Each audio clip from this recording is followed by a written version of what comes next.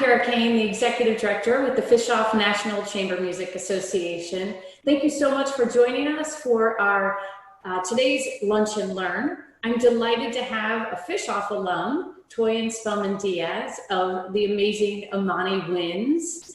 The Imani Winds, as you know, is a real trailblazing ensemble. They are the gold standard. As we've been talking with a couple of our silver medalists this summer that did recent album releases, everybody always mentions Imani Winds as their aspiration, as their inspiration. And so I'm so excited that you guys last week were able to do an Instagram takeover, give us a little glimpse into your chamber music festival. And so I just want to start quickly by welcoming you back.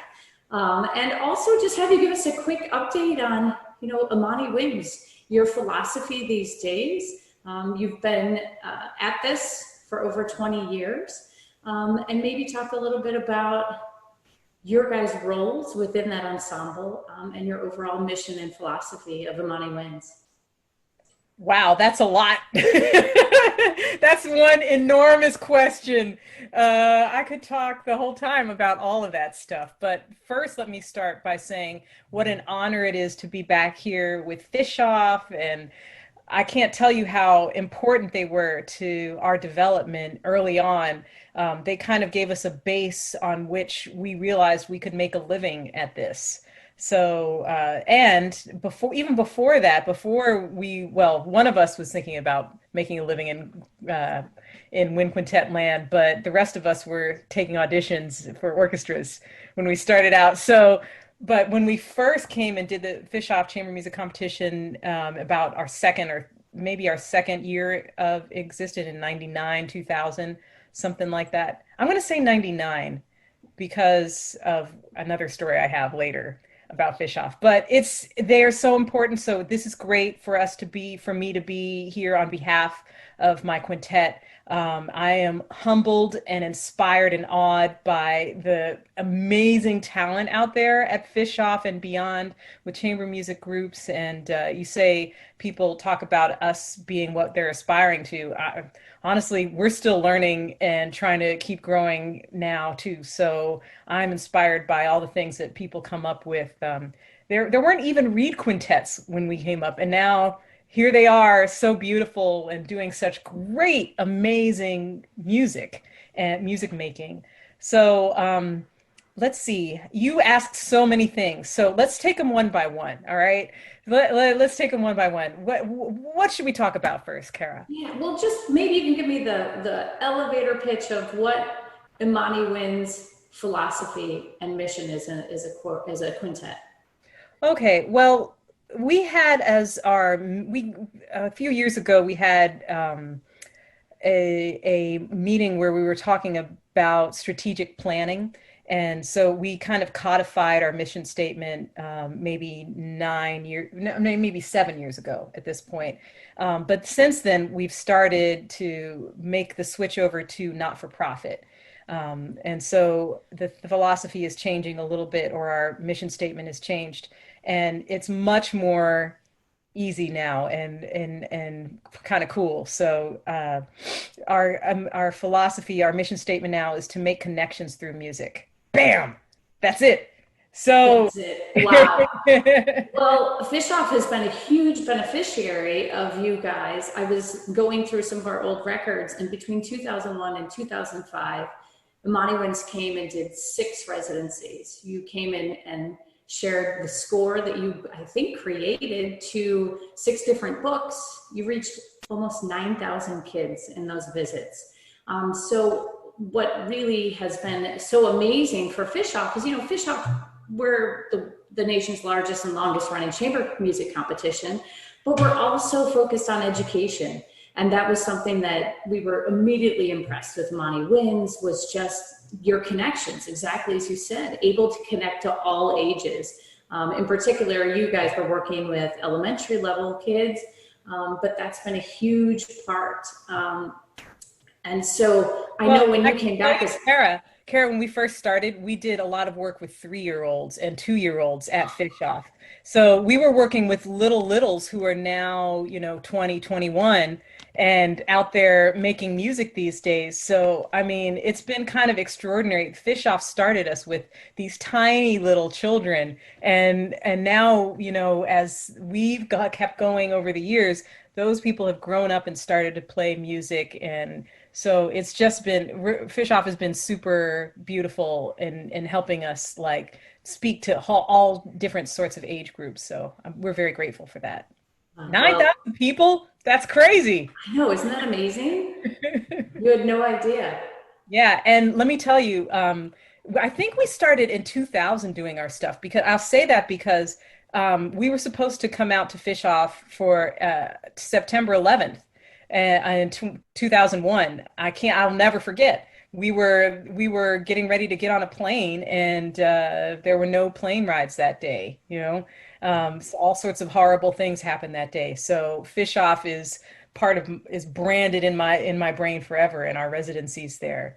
But Mickey Strabley had just started at Fischoff when we were there, and we love her so, so much. And Anne Devine was so great to us, and Pam. It was just like such a great group of women who were, in charge. I won't say large, because Mickey and Pam and Anne are very small, but small and in charge. Absolutely. And they've done a phenomenal job of growing this competition. It was neat. When you were interviewed, actually, you were back as a juror, not this year, but our last live competition in 2019. You had a really great interview with Renee Paul Gauthier of the Mind Over Finger podcast. And I was just helping out in the education realm, sort of getting lessons learned from Anne and Pam and Mickey. And you shared this great story about your Fischoff experience that really almost charted your guys' journey in a very specific way. And I'd love for you to share that. Well, first of all, when we came out for the competition, I'm not quite sure what year it is. I'm thinking 99, but Jeff, our horn player, his bag got left behind, and we all had matching outfits for the competition. We had beautiful ball gown skirts and a nice top, matching tops. Jeff did not have a ball gown in it. I wish he did, but his tux didn't show up. So he came out to the competition and never showed up on time. He came out to the competition in sweats. So, and we were like, we're not going to dress down for you. You're just going to have to come out in your sweats. He's like, okay. So that's not the story. I know that's not the story you wanted, but that did happen, and it was it was what it was. Oh, what can I say? well, no, you talked about the Saturday night where. Yeah, I'll talk about that too. Yes. Yeah, well, I do. want to see pictures of Jeff in his sweats and you all in these beautiful gowns. Well, it's not that hard to find, because that's kind of his MO anyway. Although we're 3 guys now and 2 girls. So anyway, I will share the story you're talking about, Kara, which is much more relevant to many more people. But I had to share that one too, just to get a shout out to Jeff. Yeah, he must love all these Zoom calls. He can wear like a collared shirt and his sweatpants. Right. Well, that's the way for us all these days. But anyway, about the competition itself, we didn't let the sweatpants bother us, and we played our best, and we had worked super hard. We had done kind of a boot camp beforehand where we were rehearsing from 10 to 1 and 2 to 5 and 7 to 10. We all went to my parents' house in DC and bunked out there, and we're working super hard together. We don't do that anymore, but because we all have families now. But so we did the competition. We did not win. And we went and we went to there were tables, and you could go and talk to different judges. And we went to every table. They still do this, I know, because I was a judge now.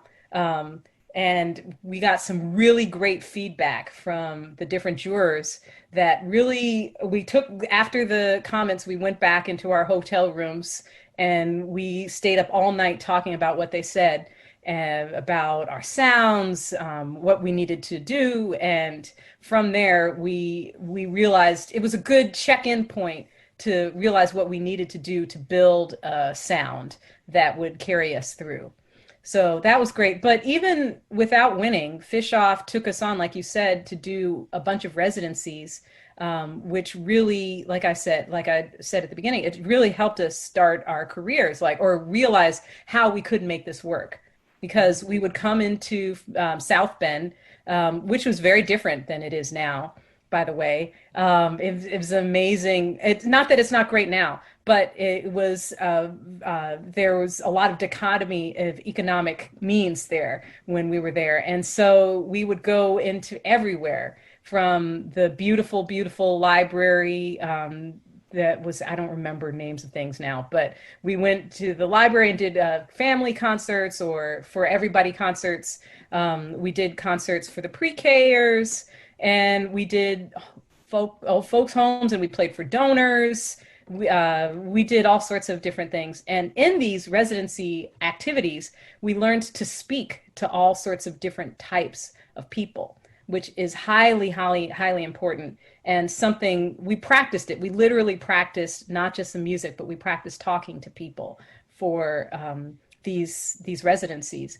And through that kind of work, we carry that kind of specificity of the way we cater programs to everybody through the rest of our careers. Yeah, well, and that has led you all to being in such high demand for all different types of programs. And now we're here celebrating the completion of your Chamber Music Festival, which you moved virtually just last week. And so maybe you could speak a little bit to how you guys have come to speak to the next generation of chamber musicians, right? Because you guys are instilling a whole different level of skills, but you guys also take on this entrepreneurial side, really sharing lessons learned that you guys have figured out. As you said, you started out wanting to get an orchestra job, which you did, in Chicago and elsewhere. But then you guys decided that you wanted chamber music to be a really important part of your careers as musicians. So maybe you can speak a little bit to that specificity and how you guys started putting together this Chamber Music Festival. Okay, well, so in between Fischoff and now, because that was 2000 and it's now 2020, that's 20 years of, we did these residency activities, of course, at Fischoff, but we also did main stage concerts. So over the past 20 years, we've done more and more concerts around the world. We had our Grammy nomination. We've put out many, many CDs, or recordings. Let's not call them CDs anymore. Albums. We put out many albums, and we've spent a lot of time going to different venues or chamber music societies or universities or conservatories, and speaking to people there and trying our best to play great music for them, commissioning new works, and which is enormous. And like we've already talked about, playing for everyone and playing our new works. There were two great composers in the ensemble, Valerie Coleman Page and our horn player, Jeff Scott. Valerie was our founder and flutist. And so all of this stuff was building, and the engine was going, our career was going, and we were seeing all these people, but just seeing them for a moment at the universities or conservatories to speak specifically to people of about Fischoff-y age. And so we'd get a moment to talk to them, and sometimes they'd email us afterwards and ask us questions. But we realized there was a need there to speak and figure out a way to program, to teach young people to speak to audiences of all ages, young people, however, main stage, Carnegie Hall people. And so as we realized there was this need or people were asking us to do this kind of work, we figured we'd build a place where people could come and talk and play and learn and do chamber music together and meet new people from outside of their institutions. Because, by the way, Imani, when we were coming up, we all started in schools in New York, like the conservatories in New York, Manhattan School, Mannes, and Juilliard. And Valerie put us together from different schools. Like when she started the ensemble, she didn't just look at her school; she looked outside of her school for things.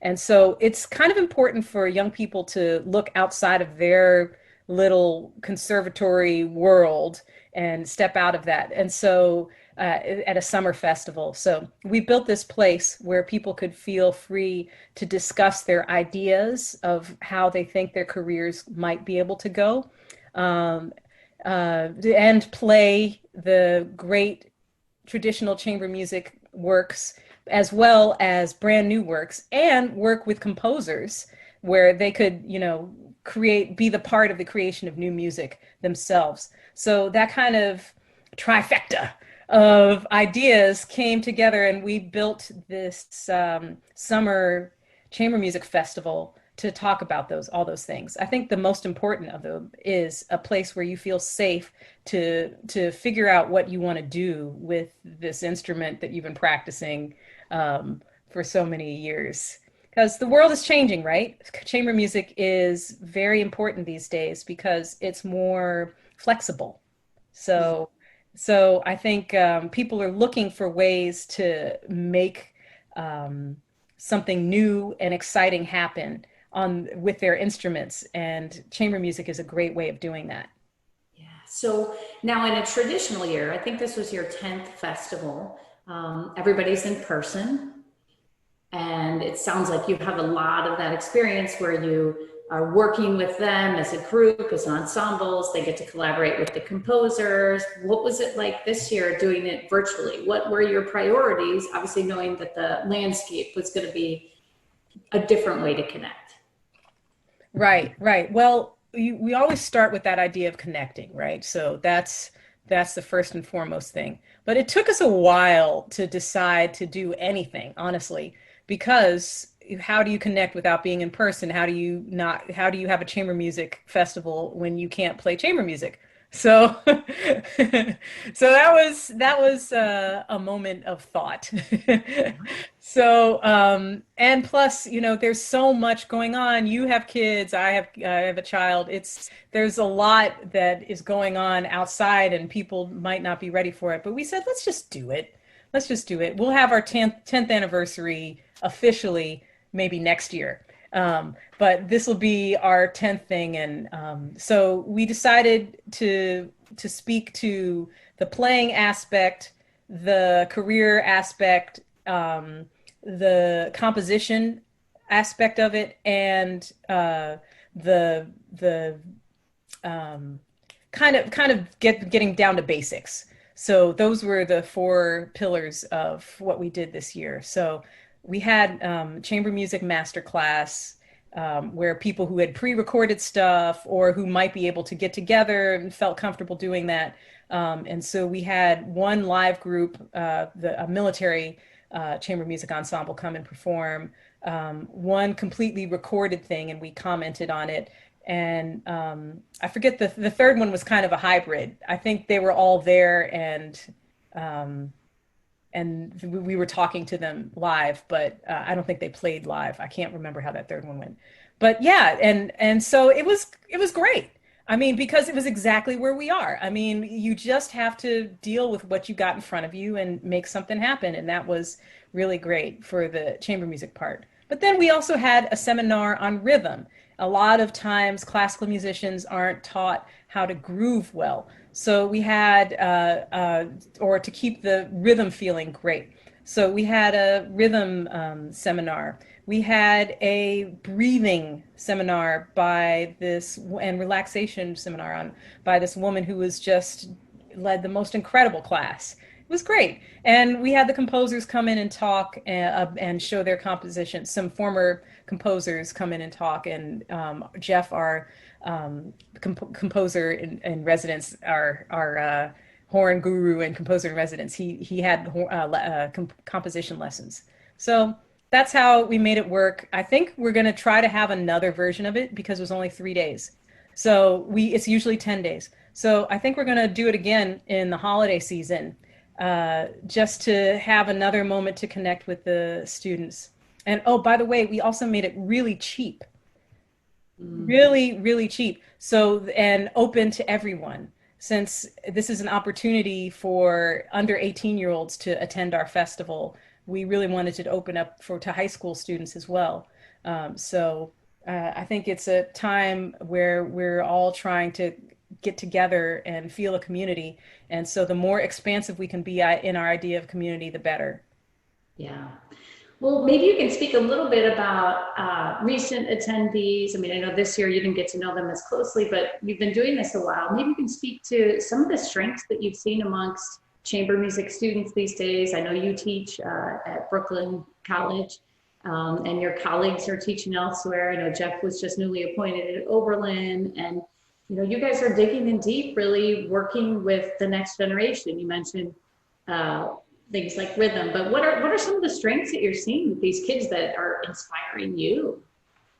I think just their willingness to try something new is just magnificent. I'm seeing a lot of people who want to play new music too, and I think that's really great, as well as the traditional works.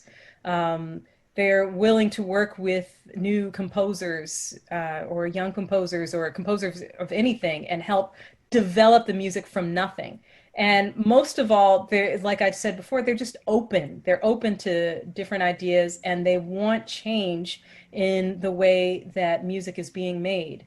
That's really been so inspiring. And we're exhausted at the end of all of these days of working at the festival. But when we come to a university, we always give everything we've got to the students we work with. But it's so amazing to get the energy back from them, you know. Yeah, I'm sure you're aware. I mean, just young people in general. You guys are just so cool, and I've tried my best to be cool in return. So it's just been great working with young chamber musicians out there, especially the ones starting their own new types of ensembles. The Piero setup wasn't huge when we were in college in the 90s.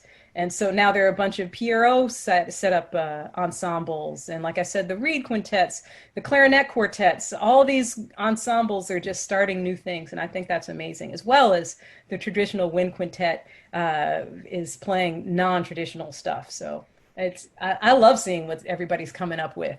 Yeah, well, speaking of coming up with things, as I said, it was the Vanguard Reed Quintet, Noise, Saxophone. They were the two groups we most recently interviewed, and they had commissioned a bunch of new works by peers of their school, and that's something you guys have been doing a long time. My guess is you have some more things on the horizon that you're going to be putting together that maybe got pushed to the back burner or postponed. What are some of those things you guys are working on? Well, one thing is a lot of the music that we're commissioning now is speaking to the times that we live in. So one of the things we commissioned a couple of years back is a piece by Rena Esmail, and she wrote us a piece for the 100th anniversary of Gustav Holst's The Planets. And Gustav Holst wrote his piece because he was really into Greek mythology, ancient Greek religion. He wrote it on the basis of those pieces. So we had Rena write us a piece that we wanted to have based on the different planets based in the Hindu religion. So that was a really cool piece that she wrote for us. And it's the idea of looking at the same heavenly bodies and the light is the same. That was the name of the piece. But we see it in entirely different ways, but we're all inspired by it in some way. So in next year, we're having Andy Akiho write us a piece that we will be playing outside at a protest at an immigrant detention center. That's where we will premiere it. And but it will be a piece that can be performed inside a concert hall as well. Okay. And so let's see what else is on the horizon. We have a piece by Natalie Yoakum. She's going to write about I think we'll be premiering it at the Phillips Collection in DC. And it's a piece about kind of about her great grandmother and what she learned from her. And one of the best things we're doing right now is a concert length piece by our horn player, Jeff Scott. It's called The Passion for Bach and Coltrane. And it's based on the Goldberg variations and by Bach. And if you don't know them, not you, but if somebody listening to it doesn't know them, and A Love Supreme by John Coltrane. And what would happen if they met in heaven and started playing together. And so that piece is for string quartet, wind quintet, jazz trio, and orator who is reading his poetry, right? And the orator is my dad. Oh, you're kidding. Oh, it's the best. Wow. Did he write the poetry? Huh? Did he write the poetry too? He wrote the poetry. So he's a poet. So I get to go on tour with my 85-year-old dad. Oh, 86 last week. So, oh my gosh. Well, happy birthday. Yeah. That's amazing. And where all will you guys be touring? Do you already have, I mean, I'm sure more places, but what's on your short list now? Where are you premiering it? Where is that? Oh, we already premiered it, but we're going to continue to tour it. Hopefully that will be our next album after the one we're also working on our next album. Oh, and the album, okay. So the music on there is Rena's piece, which I told you about. A piece by Vijay Iyer, who's a pianist and composer, teaches at Harvard. His piece was about Trayvon Martin because he wrote it in Florida right when the trial was going on and the Stand Your Ground law was being codified. So his piece is about that. And then a piece by Frederick Rzewski, who's an amazing modern composer. He's, in his 70s probably now. And he wrote a piece about an African-American historian named John Hope Franklin, who was the first one to teach at major universities, first African-American historian to teach at major universities. So that was commissioned by Duke University. So anyway, that's the kind of stuff we're doing now. That's the kind of music we're making, that it might not necessarily be directly about this time, but it speaks to the time we live in, right? It's the stuff that we're thinking about. It's the stuff that we're hoping will open the hearts and minds of people who are listening to it to thinking from a different perspective. Right. Well, we appreciate it. Actually, as a board at Fischoff, we all watched you and Monica and the whole group of folks that were part of the Young Concert Artists and the Violin Channel, learning to listen. And that was really impactful. And we've already been thinking of ways of making sure that we're having our musicians perform it when they're doing soirees and going out into the schools and our Chamber Music Academy. It's easy to focus on the sort of standard repertoire of, as you mentioned, Bach's or the Beethovens. And so it's been just a wonderful reminder. I mean, we've seen you guys in action, touching over 9,000 kids in our area. And it was just a great reminder for us to say, we need to always share as many voices as possible, because there's, historical music, and then there's the everyday, there's the here and now. And that's why we make music, to connect and to share those stories. So thank you guys for sharing your stories and really just inspiring so many people. You guys really, as I said, are on a pedestal by so many people, but you do such a great job of just being side by side and in there in the music. I actually saw Jeff Scott. He did one of his latest pieces, Club Paradise with the Acropolis. And that was just great, even via Zoom with their poet that was there reading along. It was a really special night. So you guys are amazing musicians, teachers, mentors, composers, and just people. So thank you for all that you've been doing in the world. Well, thank you. That's I say this all the time. I look for I don't feel that great, but I don't feel very good. But you know what? I always try to look at what makes me scared and afraid, and what I don't want to do, and then I say, oh, maybe there's something there that I need to work on. So I follow my fear to my inspiration. So I wish that to all the people listening here right now. Thank you, Toyin. Oh, my pleasure.